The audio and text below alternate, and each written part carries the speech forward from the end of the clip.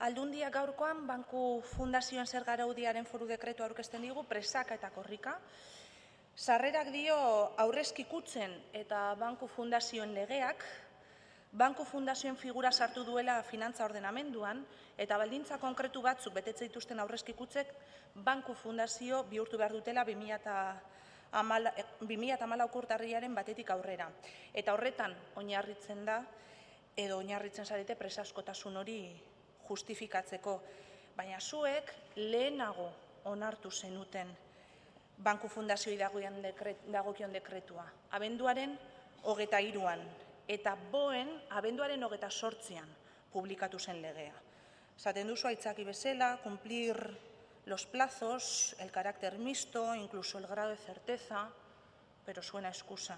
Hemen ez badago Banku Fundaziorik orain arte behintzat, eta legeak 6 hilabeteko epea markatzen baldin bazuen, zergaitik horrenbesteko presarekin onartu behar da dekretu arau emaile bat. Eta legea aipatzen duzue argudio gisa,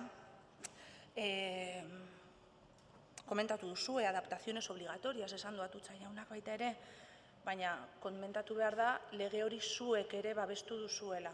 Lege hori Kongresuan eta Senatuan zuek babestu duzue.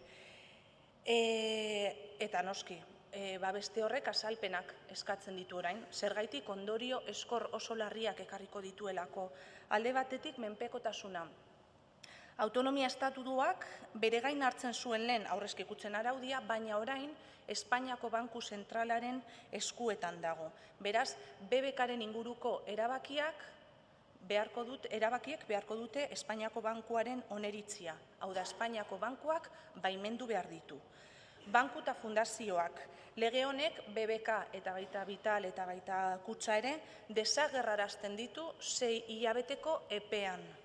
6 hilabete daude orain BBKko batzar orokorra batu dadin eta Banku Fundazio bihurtzea erabakitzeko. Eta Banku Fundazio bihurtzea ez da edozein lelokeri, ez da edozein txikikeri. Banku Fundazio bihurtzeak esan nahi du ez dela egongo asanbladarik. Esan nahi du ez dela egongo langileen ordezkaririk. Esan nahi du ez dela egongo bezeroen ordezkaririk. Egongo da patronatu bat, eta nork aukeratuko ditu patronatu horretako kide guztiak, Kutxabanken agintzen duena. Hau da, zuek. Akzioak eta privatizazioa. Lege honek behartzen ditu, bai BBK, bai Vital eta bai kutxa, Kutxabanken zuten akzioen 100% galaraztera.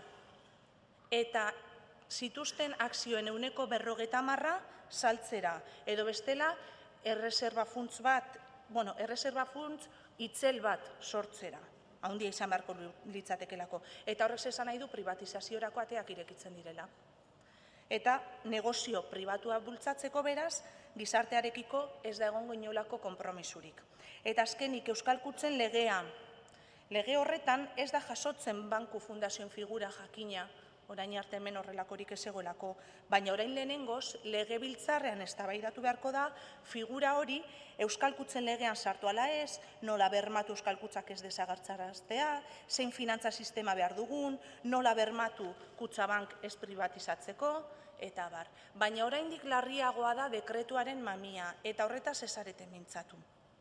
Banku Fundazioei ezartzen zaien zerga sistema. Ezarriko zaien zerga sistema injustua eta ezarriko zaien zerga sistema justifika ezina. Lehenengoz, obra sozialera bideratzen dena gastu moduan kontenplatuko da eta ez irabazi moduan. Beraz, ordaintzeko unean, diru hori ez da irabazi izango. Eta ez ahaztu Kutxabanken irabazi ez ari garela. Kutxabankek ez du diru horregatik ordainduko. Eta noski Kutxabankek etxegabetzeak egiten dituenean, hemen inori ez dio zera sola.